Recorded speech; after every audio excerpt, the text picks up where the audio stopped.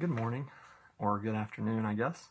Welcome to High Noon at Holmes, and for this week, I'll be your speaker for today. So let's get started. I wanted to start with a statistic, which is 1.3 million miles an hour. That's how fast the astronomers tell us that the Milky Way galaxy is hurtling through space. That's how fast we're moving through space.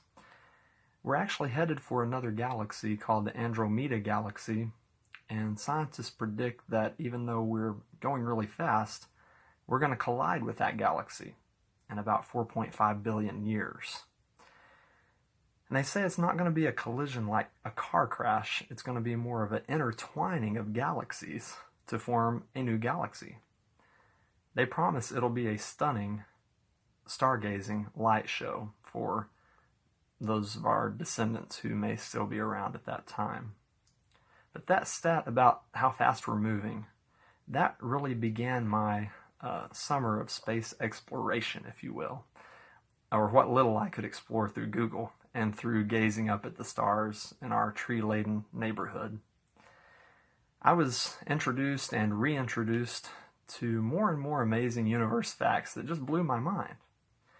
Like the strong possibility that it's raining diamonds on Neptune, or that there may be microscopic life in Venus's atmosphere, or that the closest possible habitable planet that we know of would take about a lifetime to travel to.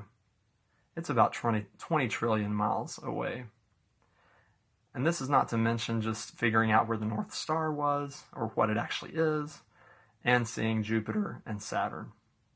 And as I record this, you can still see both of those planets each night in the night sky. So of course, all of that discovery just led me to spiritual thoughts, because why wouldn't it? And thoughts of God, thoughts of His power, His care over our fragile situation on a fragile planet.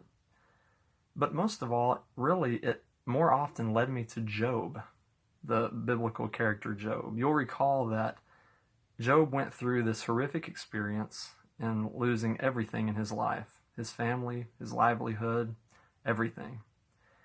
He and his friends, we would rightly say they rightly grieved the loss, this huge loss, and they questioned God about how such a righteous person could suffer like that. Of course, we don't want to minimize his suffering nor anyone else who has been through that sort of life tragedy and those sorts of injustices. But God's answer to Job was rather unorthodox, wasn't it? It wasn't what we would expect his answer to be today: empathy, comfort. God basically said, just who do you think you are again? Do you know where you were? You don't know where you were when I created the world. You don't know anything about it. Look at my world. Just look all around at what you think you know and realize that you really know nothing. I'm bigger. The world is bigger than you. The world is bigger than you think you are. And just for a snippet, I wanted to read from Job 38, 1 through 13. It says, "Then the Lord answered Job out of the storm, and he said, 'Who is this that darkens my counsel with words without knowledge? Brace yourself like a man. I will question you, and you shall answer me. Where were you when I laid the earth's foundation? Tell me if you understand. Who marked off its dimensions? Surely you know. Who stretched a measuring line across it?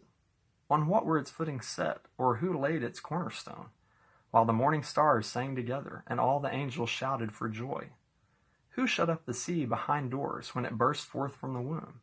When I made the clouds its garment and wrapped it in thick darkness, when I fixed limits for it, and set its doors and bars in place, when I said, this far you may come and no farther, here is where your proud waves halt. Have you ever given orders to the morning, or shown the dawn its place, that it might take the earth by the edges and shake the wicked out of it?'" I just want to stop there. God's speech goes on from there.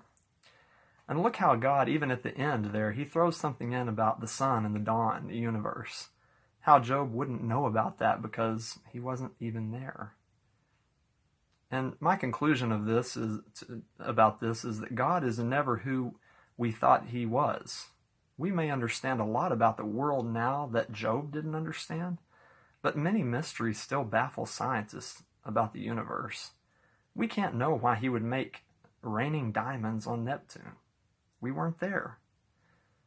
But I think the lesson is not just that, oh, God is bigger than us, we can't understand, we should just accept his power and not complain as much. To me, I think underneath it, the lesson is God saying, I can take care of you. I can take care of your problems.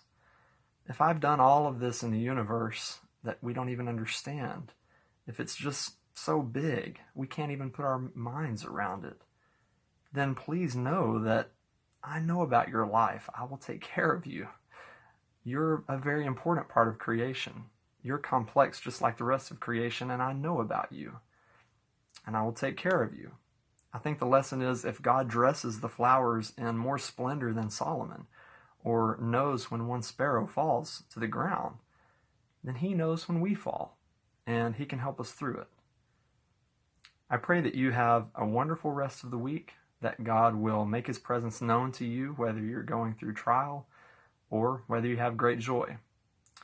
And I hope that maybe you'll even get a chance to step outside and do some stargazing and some good contemplation of God's creation.